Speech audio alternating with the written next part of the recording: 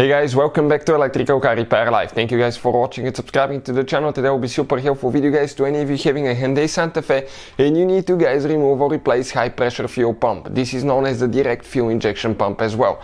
Even though the engine is out of the vehicle guys, you don't have to remove your engine. You can just do it by opening the hood. We will explain what you need to do to safely remove and replace that pump. While we have the engine out, because we'll be making a bunch of videos that could potentially save you guys thousands of dollars. So let's explain how to replace that high pressure fuel pump today. So this should work on Hyundai Santa Fe generation 2013 all the way to year 2016 guys, with a 2.4 GDI engine. Now let me introduce you to the channel quick. Every single car we get at the garage, we try to make at least 200 to 300 free repair videos. We take them completely apart, we show you how to fix practically anything guys. Why we do all that? Simply because our mission in the shop is to save you as much money as we can. All we need in return, please subscribe to the channel and like the video. This engine, okay, will be completely taken apart. Transmission will show you how to fix almost anything on it.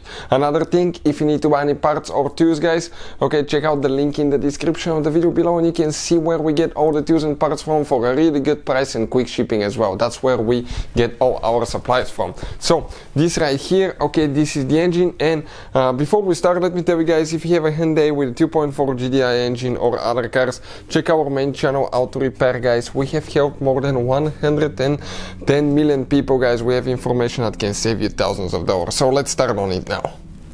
So before we start guys, okay, let me tell you a little bit about what we'll be doing here. You'll be dealing with fuel, okay, so that's dangerous. You can catch fire anytime.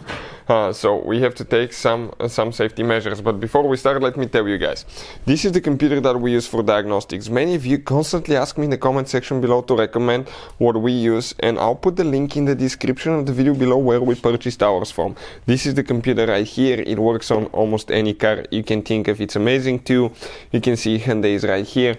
It has amazing functions, so I'll put the link if you want to learn more about it. Check it out guys. Now, what we have here guys, you need to disconnect your car battery.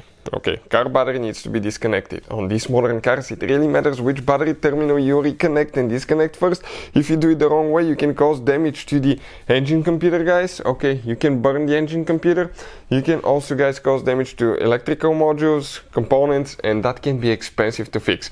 So if you don't know which battery terminal to disconnect first, we have a special video that explains that, and I'll try to put the link in the description of the video below.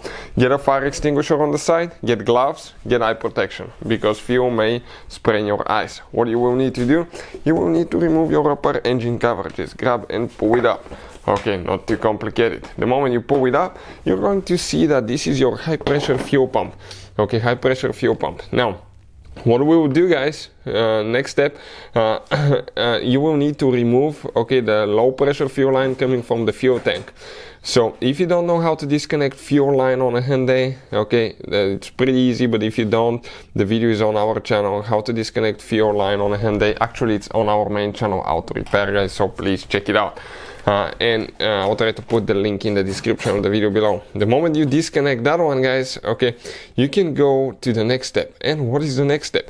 You need to actually go ahead, okay, get a 3/4 inch wrench and remove the high pressure fuel line. Okay, this one is super easy. You just unscrew it. Now, make sure again that you will have pressure when you remove the line sometimes, so you may leak fuel out as well. You have to take safety measures guys, not to get your car on fire. Never do that with the engine being hot, only on cold engine guys, so let it sit overnight. Hot engine, if you spill fuel, you can catch on fire. That here is the wire that we need to disconnect for the pump. So press here until it releases and pull out. Okay, next 10mm socket, 2 bolts that we need to remove. And there is one thing you should always replace. That's recommended to always replace when you replace the pump, and we'll explain why. We've seen them fail. So you grab the pump, you pull it out.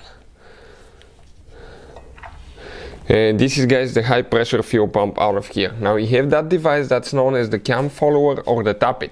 If that device guys, okay, you need to remove, clean everything really good, and I recommend to replace it. It's not very expensive, but those they have a bearing that eventually it can go out, and what will happen, they will create a rattle noise that can cause reduced fuel pressure. If it fails, If it falls apart, okay, you can damage your cylinder head, camshafts, and you may need an engine rebuild because of that little guy.